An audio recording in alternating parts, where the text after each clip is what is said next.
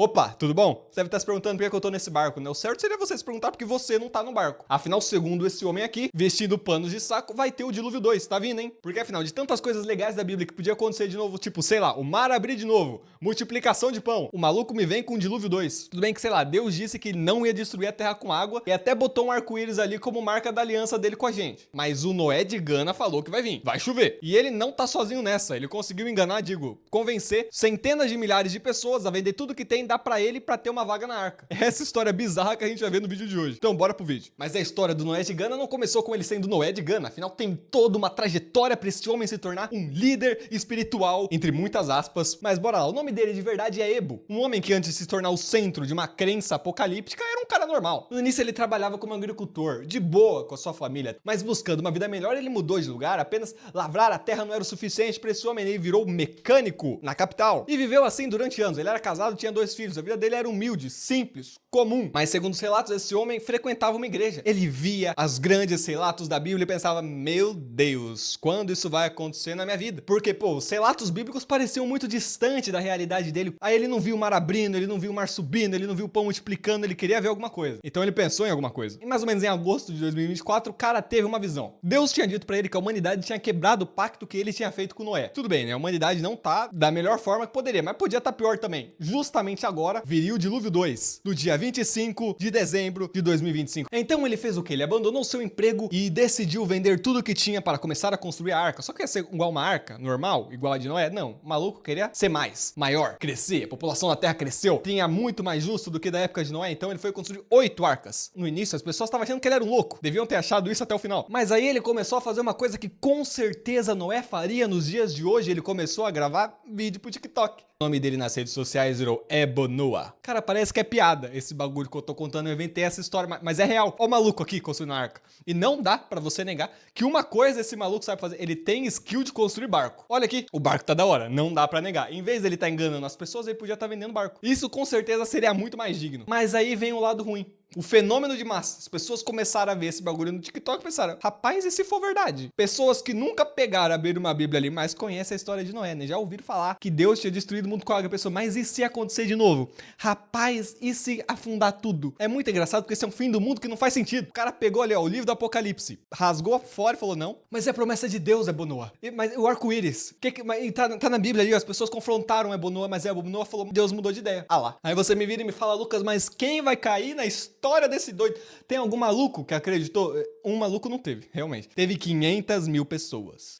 Que caiu na história. Eu não sei biblicamente se é correto eu chamar as pessoas que acreditaram nele de doidas também na cabeça, mas elas não estão com a leitura bíblica em dia. Isso eu tenho certeza. Mas olha como o Ebonoa era legal. Pra você ser salvo era muito simples, era só você fazer as doações que você poderia entrar na arca. Então tinha lá milhares de pessoas simples, humildes, vendendo tudo que tinha, acreditando em uma promessa de um fim do mundo que viria e doando tudo pra esse cara. Mas algumas pessoas chamaram ele de louco, de mentiroso, e ele falou, foi a mesma coisa que disseram de Noé. E aqui ele tem um ponto muito firme, né? Não dá pra negar. O povo viu Noé construindo uma arca no meio do deserto, também chamaram ele de doido. Mas Noé tinha provas. Noé tinha um casal de cada animal indo em direção à sua arca. Ebonoa ia ficar pra trás? Claro que não. Ebonoa também, um homem guiado por Deus, também tinha animais na arca dele, afinal ele tá na África. Que lugar que tem animais mais da hora do que a África? Nós temos girafas, elefantes, leões. Então imagina quais animais tinha na arca dele, né? É óbvio que era porcos, cabras, gato, cachorro. Pesquisando eu achei um camelo também andando ao redor da arca. Talvez era tudo bicho que ele já tinha na casa dele? Talvez. Quem sou eu pra julgar esse homem? Você acha que esse homem aqui merece ser julgado de alguma forma? Eu acho. Mas uma coisa que esse doido falou que eu tive que concordar é que você já deveria estar inscrito no canal 3 ou mais. Eu te peguei, né? Você nem viu chegando. Então já se inscreve e deixa o seu comentário, porque eu tô fazendo um vídeo comemorativo aos 1000 inscritos respondendo a pergunta de vocês e vai estar muito da hora. Mas o dilúvio dele ia ser diferente do dilúvio de Noé. Diferente do dilúvio de Noé que choveu 40 dias e ficou um ano alagado, dilúvio de Ebonoa choveria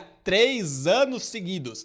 Meu Deus, é muita água. Aí você me pergunta o que Deus conversou com esse homem. Deus falou 3 coisas para Ebonoa, que era o motivo dele quebrar a aliança que ele fez com Noé e com a humanidade. Bora ver eles um por um. Primeiro, guerras e violência. Realmente vivemos uma época onde a gente ouve guerras e rumores de guerras por todos os lados. Segundo, corrupção moral e espiritual, vindo de um homem que está enganando milhares de pessoas dizendo que vai ter um dilúvio. Mas vamos se apegar à mensagem, né? Não ao mensageiro. E terceiro, ganância e cobiça. Tá vendo? Nesse homem aqui você não enxerga ganância e cobiça. Menos nesse carro aqui que ele acabou de comprar com dinheiro de doação que ele recebeu, que vale $100 mil. Um Mercedes novinho. Esse cara tá sendo um pouquinho contraditório nas coisas que ele tá falando. Eu imagino as pessoas que acabaram de doar tudo que tinham, que doou tudo pra Ebonoa poder construir a arca, vendo ele chegando de Mercedes literalmente uma semana antes do dia do dilúvio. E pensando, o dinheiro das coisas que eu vendi tudo foi pra ele comprar um carro? Não, é claro que Ebonoa não usaria o dinheiro para comprar um carro. Afinal, ele usou o dinheiro para comprar o carro e terreno. Ele comprou vários terrenos em várias cidades diferentes. Afinal, o homem é um empreendedor. Mas quando ele foi questionado, ele respondeu. Ele não fugiu, afinal, Ebonoa é um homem de palavra. Perguntaram, Ebonoa, esse dinheiro aí que você tá usando para comprar essas coisas é o nosso dinheirinho que a gente deu para você construir a arca para salvar a gente? E ele, não, é óbvio que não. Esse dinheiro tá vindo da minha loja. Aí eles perguntaram que loja que faz esse homem que veio de origem humilde, que algumas semanas atrás não tinha nada, conseguir comprar uma Mercedes e tanto terreno em tão pouco tempo. E ele te responde, a minha loja de tênis pirata. É muita cara de pau, né? Ele tá mentindo que nem sente, ele tá mentindo olhando no olho. Eu fico com dó dessas pessoas que são enganadas por esses falsos mestres, por esses falsos profetas. Uma das coisas que mais é falado no Novo Testamento, até mesmo mencionada por Jesus,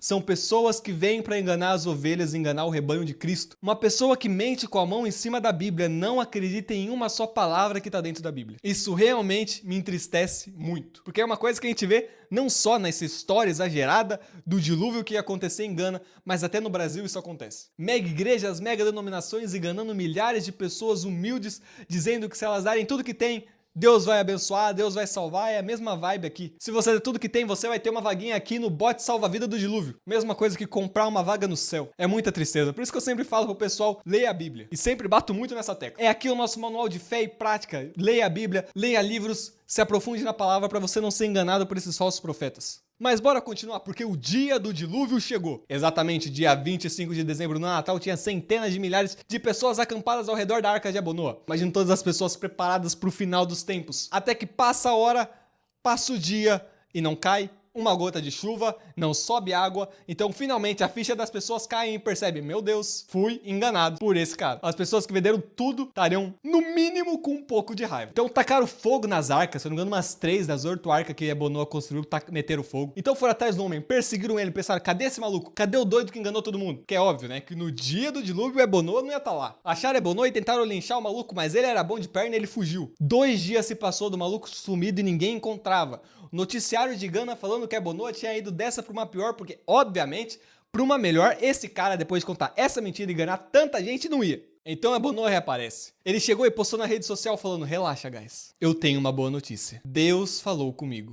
Não vai ter mais dilúvio. Ele se arrependeu de novo. Meu Deus, o Deus de Ebonoa muda muito de ideia. Primeiro falou que não ia ter dilúvio, aí falou que vai ter dilúvio, aí falou que não vai ter dilúvio de novo. Aí você pensa, a máscara de Ebonoa caiu ao chão. As pessoas vão exigir dinheiro de volta. Ebonoa foi preso por fraude, mas não deu em nada. Obviamente não ia dar em nada. Então quais seriam os próximos passos desse homem? Vender os terrenos que ele comprou e o carro dele e devolver o dinheiro para essas pessoas? Não! Ele falou que usa parte dos seus recursos para construir uma nova denominação. Sim, esse homem vai construir uma igreja. Meu Deus, cara, como queria eu estar inventando essa história? E vamos torcer para ninguém de Gana cair na história desse cara que engana todo mundo. Trocadilho, nota 1000, hein? Mas é muito provável que vai ter pessoas que vai cair na lábia de novo desse cara. E essa história é engraçada, mas como cristão eu enxergo isso como uma coisa triste. Além de baixar muito a nossa moral, de parecer que nós somos pessoas manipuladoras e que são pessoas fáceis de ser enganadas, são almas que estão se perdendo em seguindo um falso mestre, que creram na palavra dele, mas estão sendo enganadas. São pessoas sedentas de conhecer a Deus, mas estão conhecendo a Deus de uma forma errada. Então, que possamos ser nós, pessoas que proclamam um verdadeiro evangelho. Por isso eu falo, leia a Bíblia. Tenha um relacionamento verdadeiro com Deus. Não seja guiado por esses falsos mestres, por esses falsos profetas, por essas pessoas que ficam dando profetadas e não profecia. Eu sou pentecostal, carismático, eu acredito nos dons do Espírito, mas isso aí é palhaçada. Isso aí mancha o nome da igreja. Que possamos viver de uma forma que verdadeiramente dignifica o evangelho de Cristo. Jesus morreu por nós, para que a gente pudesse ter uma vida eterna junto a Ele. E tem gente que tem coragem de usar o sacrifício maior feito pelo próprio Deus para salvar as pessoas, para enganar elas. Para tirar tudo que elas têm. Isso não é o evangelho. Isso não é Cristo, isso não é palavra. Isso é charlatanismo. Pessoas que mentem segurando uma Bíblia são as mais perigosas que tem. Mas é isso, pra você não cair no conto do Ebonô e achar que Deus fica mudando de ideia, que Deus mudou, no Antigo Testamento ele era um Deus, agora no Novo Testamento ele é um Deus totalmente diferente, paz e amor. Eu te indico esse vídeo aqui, ó, mostrando pra você como Deus não mudou. E esse outro vídeo aqui de como você se tornar um cristão melhor nesse ano de 2026. Mas por hoje é isso, não esquece de seguir a gente, que Deus te abençoe.